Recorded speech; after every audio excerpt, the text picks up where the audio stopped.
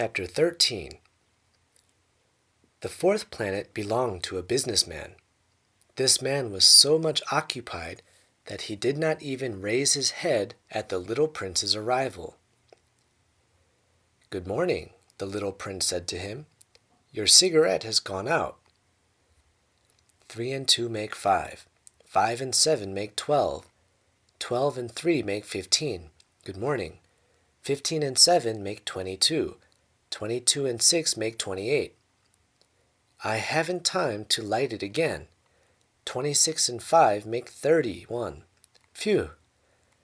Then that makes 501,622,731. 500 million what? Asked the little prince. Are you still there? 501 million. I can't stop. I have so much to do. I am concerned with matters of consequence. I do not amuse myself with balderdash.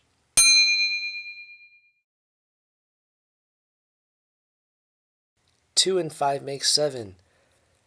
501 million what?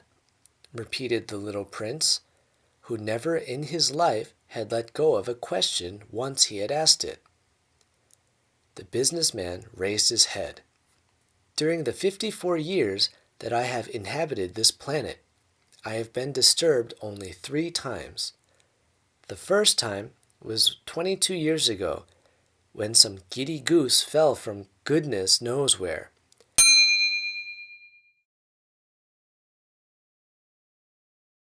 He made the most frightful noise that resounded all over the place.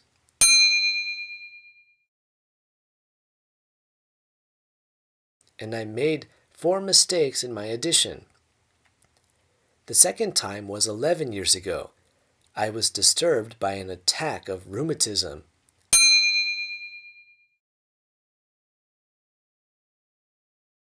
I don't get enough exercise. I have no time for loafing.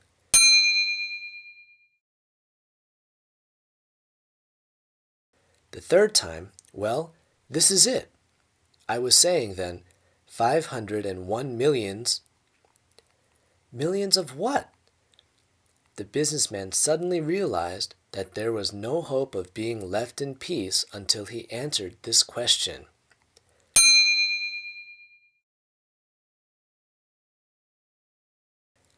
Millions of those little objects, he said, which one sometimes sees in the sky. Flies? Oh, no, little glittering objects.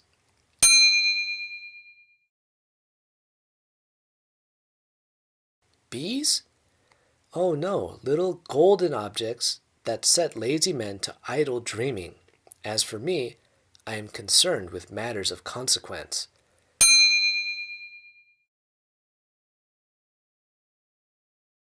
There is no time for idle dreaming in my life. Ah, you mean the stars? Yes, that's it, the stars. And what do you do with 500 millions of stars? 501,622,731. I'm concerned with matters of consequence. I am accurate.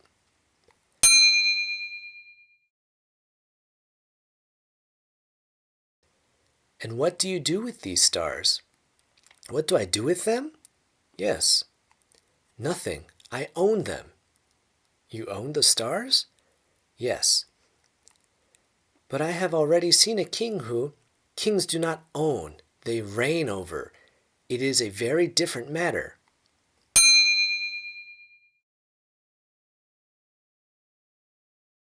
And what good does it do you to own the stars? It does me the good of making me rich. And what good does it do you to be rich? It makes it possible for me to buy more stars if any are discovered. This man, the little prince said to himself, reasons a little like my poor tippler. Nevertheless, he still had some more questions. How is it possible for one to own the stars? To whom do they belong? The businessman retorted peevishly. I don't know. To nobody. Then they belong to me because I was the first person to think of it. Is that all that is necessary? Certainly. When you find a diamond that belongs to nobody, it is yours. When you discover an island that belongs to nobody, it is yours. When you get an idea before anyone else, you take out a patent on it.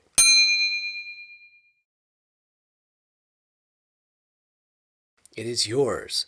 So with me, I own the stars, because nobody else before me ever thought of owning them. Yes, that is true, said the little prince. And what do you do with them? I administer them, replied the businessman. I count them and recount them. It is difficult, but I am a man who is naturally interested in matters of consequence. The little prince was still not satisfied. If I owned a silk scarf, he said, I could put it around my neck and take it away with me. If I owned a flower, I could pluck that flower and take it away with me.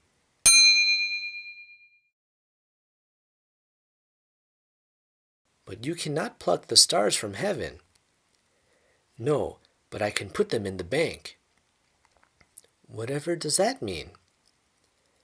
That means that I write the number of my stars on a little paper, and then I put this paper in a drawer and lock it with a key.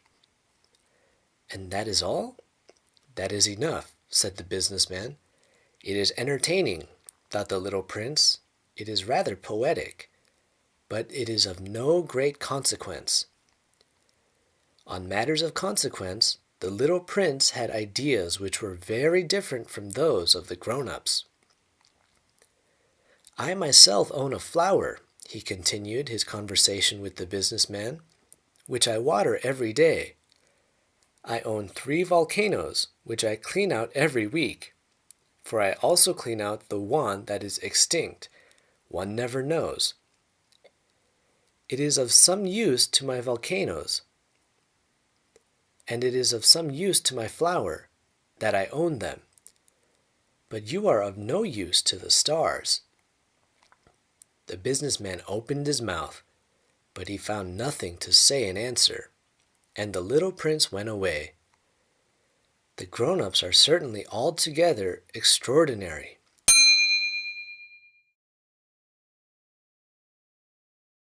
He said simply, talking to himself as he continued on his journey.